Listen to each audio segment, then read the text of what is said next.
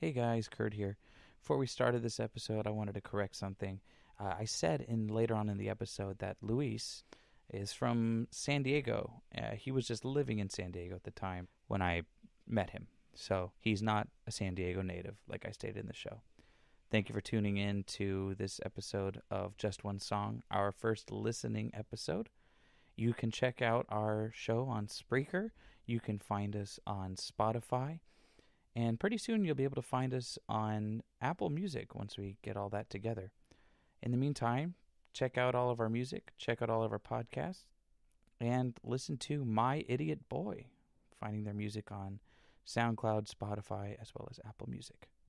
Anyway, here's the show.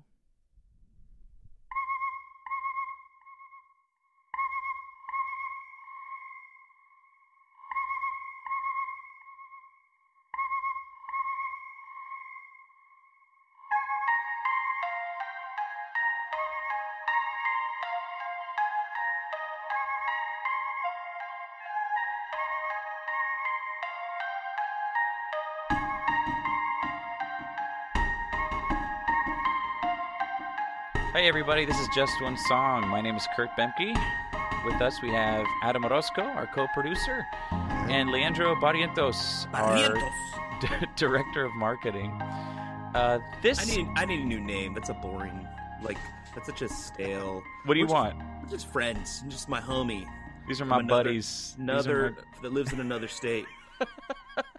These are my good friends, Adam Orozco and Leandro Barrientos, who we all work together on the show and make this a reality. His official title is Homie. Homie, yeah.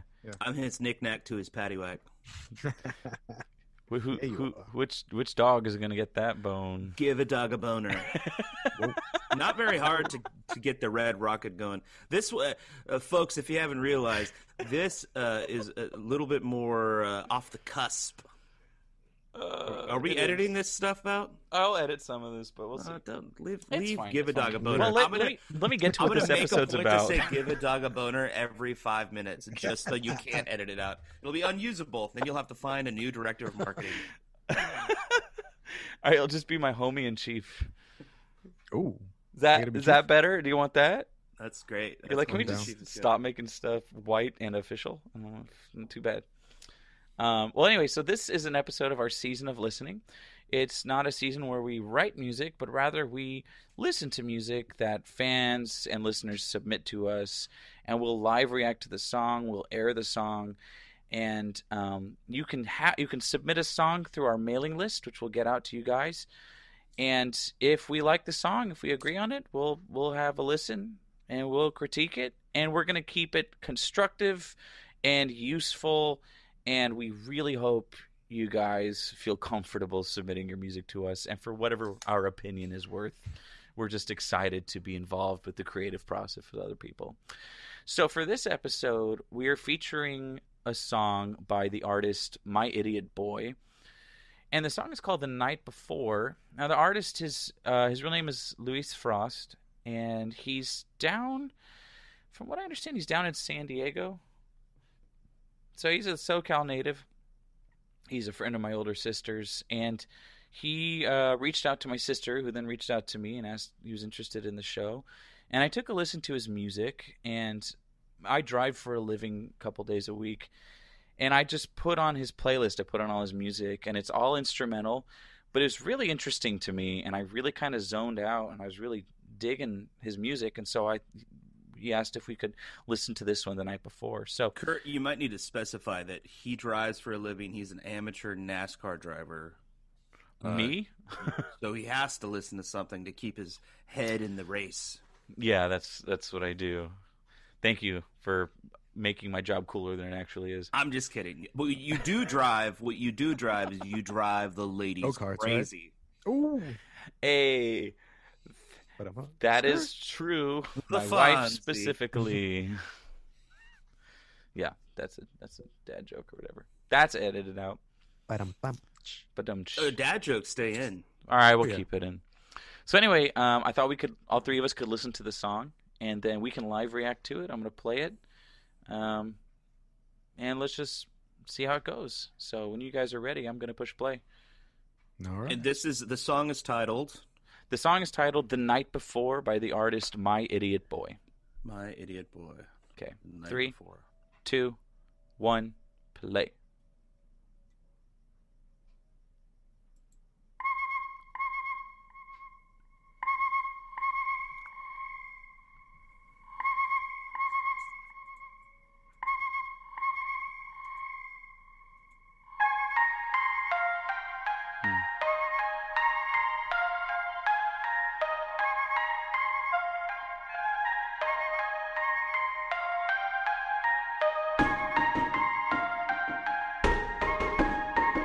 I like his use of panning.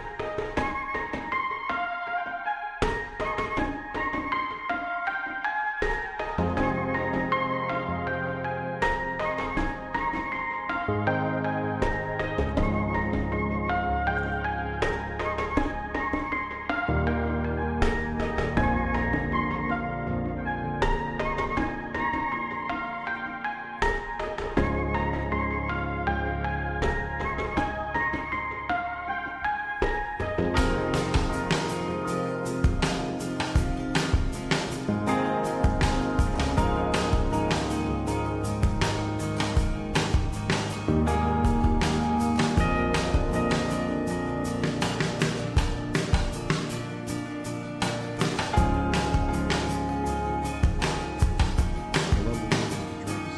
It's like a nice melody.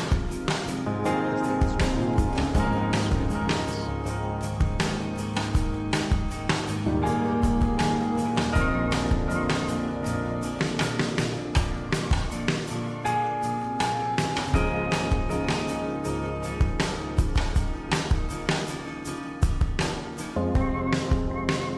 I count 7 unique tracks being used in this song so far.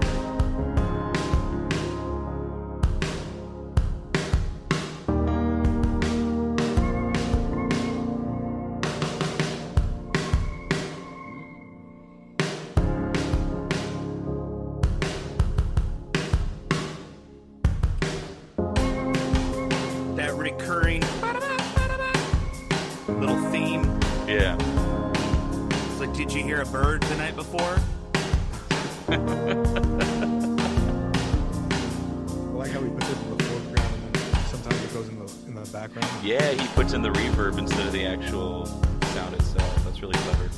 Oh yeah. The panning is awesome. Oh, isn't it? I mean, we listen to headphones, but in the car, it fills up the whole car. And that acoustic guitar in the back, it sounds like he's panned it. He's doubled the track and panned it on both sides, so it's a more fuller sound, but space in the front for the rest of it, electric guitar.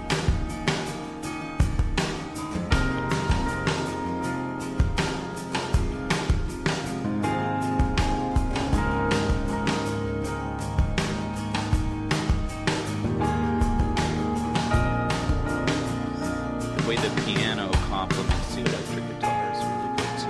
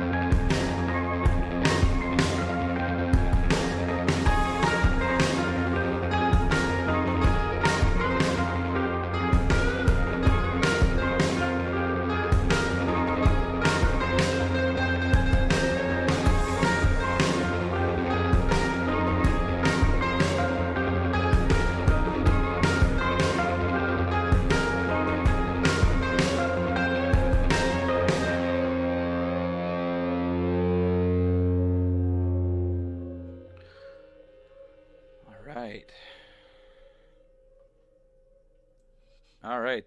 Um, That was dope. awesome. That was really cool. Wonderful. Journey.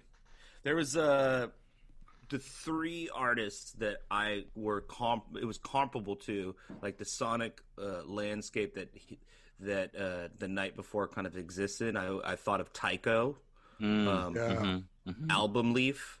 yeah. Album Leaf's a little bit older, and I feel like not a lot of people are familiar with him. It was like early 2000s. Um, and only because I've been listening to a lot of like Bonobo or Tourist. I get you. Yep. Bonobo Ex- for sure. I hear that. Except for like he's using a lot of real drum sounds, which is kind of refreshing when Yeah. it comes to that kind of built up. Like it's like a very technical explosions in the sky, Bonobo. See, when I was listening to his music, I told him he reminds me of Explosions in the Sky, M83, and a little bit of Modest Mouse when it comes to the layering. Hmm. This song I think demonstrates something I think is super underrated in the in a lot of songwriting, and that's complexity through simplicity.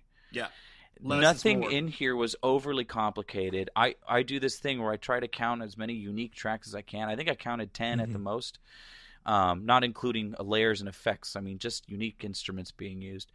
He only had about 10, and nothing was super overly complicated, but the way he layered it kept the song interesting the entire time.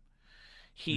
He's a pro at ghosting, keeping things as simple as possible and only adding things to make it a little complicated, a It little more. serves the song. I think Yes. the motif of that high pitch, it reminded me of like a bird calling out in the Mm. middle of the night. But that Mm-hmm. motif, that it was just a simple little, I don't know, less than like a little bar that he would like just the way that he put it in the stereo field. Sometimes it would be buried, sometimes it'd be in the forefront of the mix, other times it would be panned left, other times it'd be panned right. But he did a really good job at, like you said, like less is more, and it Yes. serves the song. The placement of it too. It would sneak up on you sometimes, and you'd be like, "Oh, it makes sense that it's there." I don't know. Yeah. It was cool. Like each individual track, I like how, yeah, like you guys are saying, it's super simple. And what I like to do when I'm when I'm listening to a track like that, I kind of try to figure out, okay, what's the element that's changing? Because then it just these little itty bitty things, like maybe the snare drum didn't hit twice like it should have at one certain point. Kind of like what you were saying with the birds, Leo. It's just like he puts them everywhere, and it's nice. It kind of brings you back to like, oh, I remember this little thing, this little motif here, this little thing there. And Yeah. I really appreciated that as well. It kind of felt like I was on a journey headed somewhere, almost like I was in a car writing down It's PCH. Right? it seems to Yes. be really hard for electronic and this style of music to not get monotonous and not get Yes. like boring. Right. And he was using such a minimal like palette of sounds and instruments, but he kept it interesting and moving and kind of took it where the song, in a very dynamic way. Yeah. And it's interesting to hear the live drums sounds as opposed to like I was expecting it to be, like a real like kind of like a synthesized drum sound, and it was Like an kind of refreshing. 818 or something. You had the ambience of the actual drum kit. You had the way it naturally reverberates. I think that adds to the full sound. And he didn't fall into he didn't make the mistake that a lot of like newer electronic musicians or just songwriters do in general, which is where they at one point in the song they'll have every track in there. He never had all of them playing at once, and he actually substituted things out at the end. He introduced it sounded like an electric guitar, like playing a low Like a tremolo, Yeah, that a was tremolo so electric cool. guitar. That was the first time it came in. It was only there at the end. It served the song well. It served its purpose, and it was a great. It was a great great way to serve the outro. It was a crazy cool climax because he wasn't doing anything. He wasn't doing anything super shreddy. He was just playing like kind of like a palm muted, real distorted, high gain, like low E or whatever that was on the guitar. Yeah. And it was kind of like a cello, like like a Yes. constant, Yeah. like Yes. this impending like end, but also it was like a relief. Very, very nice. He touched on an effect that I really like when people do, and there's the perfect example is the song "Guilty Cocker Spaniels" by Modest Mouse. And the first half of the song, you don't notice it until it comes in, but there's no bass guitar. It's all mid to high, and then the song takes a little break where they play the riff on the acoustic guitar, and then it comes back full with the bass guitar in there, and you just realize, oh my gosh, that that depth has been missing this whole time, and then it's back in. It just elevates the song, and so he definitely accomplished that, not once but a couple of times throughout the song when he was bringing it out of, I guess we'd call it the chorus or the verse, when he was going from different parts to his song. There's some element that came in that filled what was missing in the last part, but you didn't know it was missing until it came back, and then I don't know.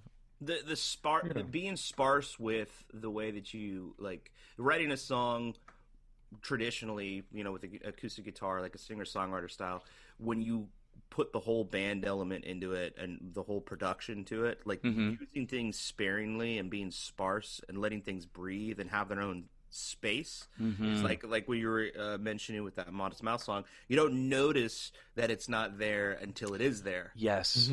Yeah.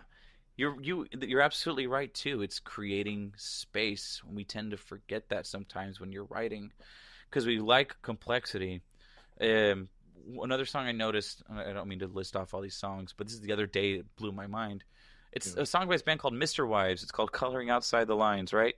And it's this fun, I shared it with you guys. It's this fun, dancey, poppy song. But I noticed the other day, during the course of the song, the kick, which has been present the entire song, is completely removed from the chorus.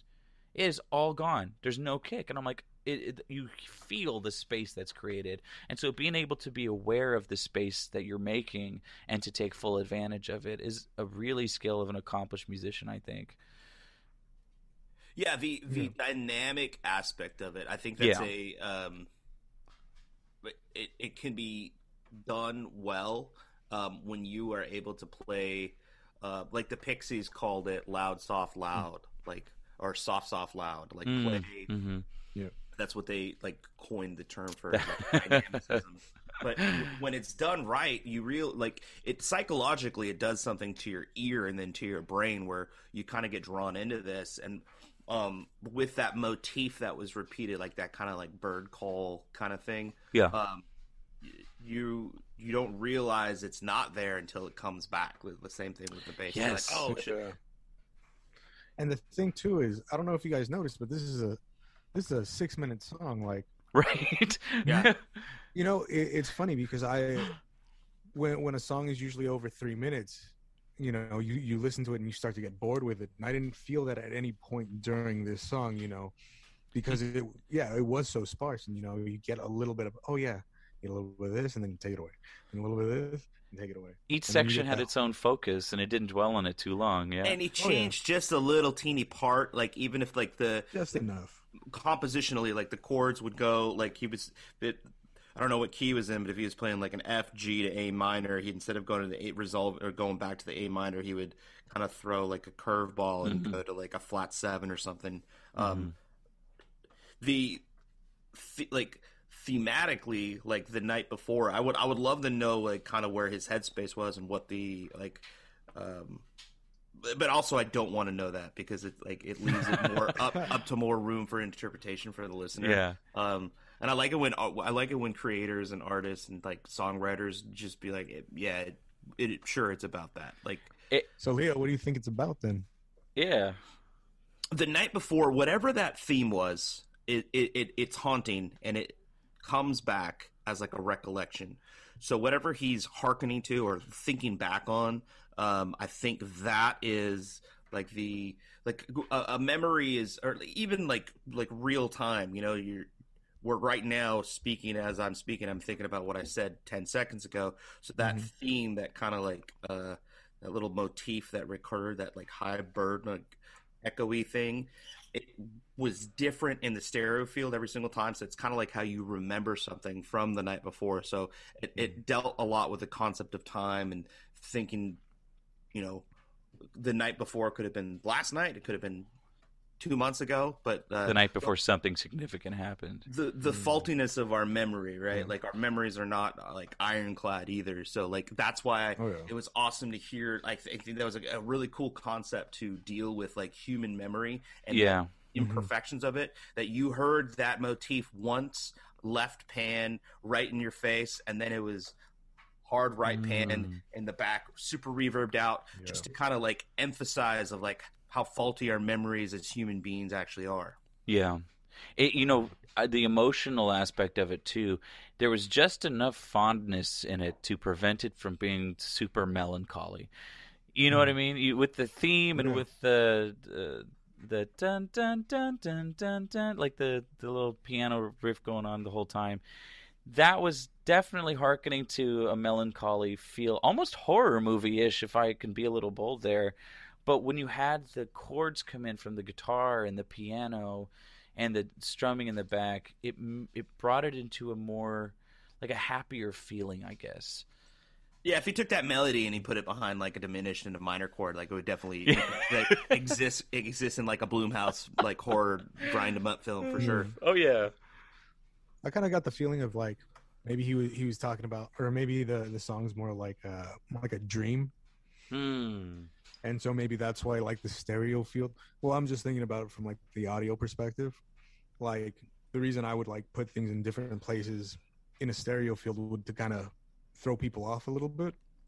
And so from like that perspective, like that's really like a dream kind of thing. Like, oh, the bird's over here. No, it's over here. No, it's over there. It's no, dreamy it's quality. You know what I mean? Yeah. And then like the reverb quality to it, and I don't know, the chords also made me feel like that, just the way it was like moving. What more faulty of a like recollection other than a dream? Because you'd be like, oh well, you remember really weird things, and I like that like take on it is very dreamlike. You know, like oh, was it like this? Was he wearing a gray hat before he turned into a bird?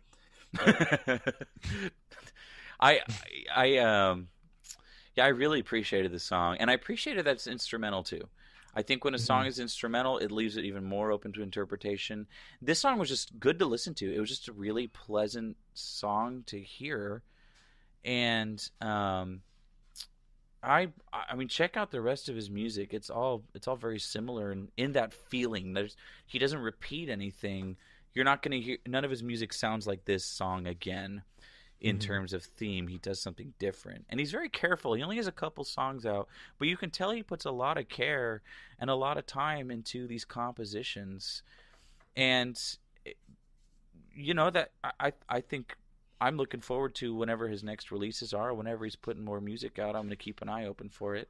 I would love to hear. So I'm on the fence on like the precariousness of whether or not you should release something or not. I would love to hear some of his unfinished things that he doesn't think are good, because I bet you they're phenomenal, but that songwriter, and it happens with me too, that songwriter's ego gets in your way of like not wanting to like, I don't think it's ready.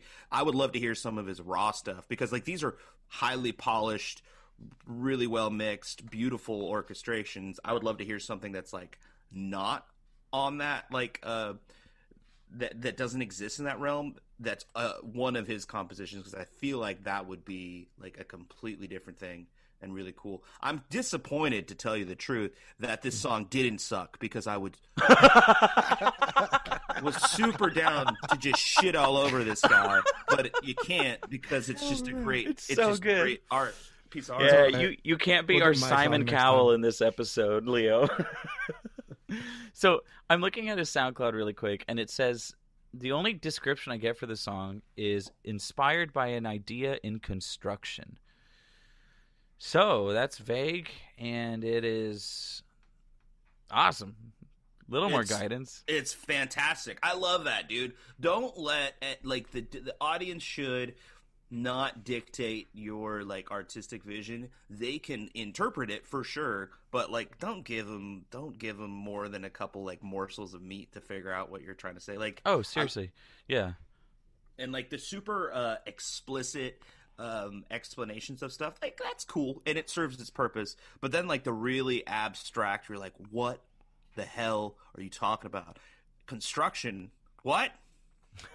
Like, are we talking about building construction? Are we talking about just constructing something in general, and The I don't know. construction of the United States predicated on. So, Adam, you're our, I'll say, resident electronic musician with just one Yeah. song. What were your impressions of this? Like, I know you just got that, but like as an electronic musician, what sort of value did you get out of this? I can see it going as far as like commercial value. I can see it going as like sections of the song going into like a TV show or movie. Like that's something that's really possible. Just Yeah. because it does have it's good quality. Um, it's not over the top, so you're not going to get that really big exciting film. But then I can also hear this like,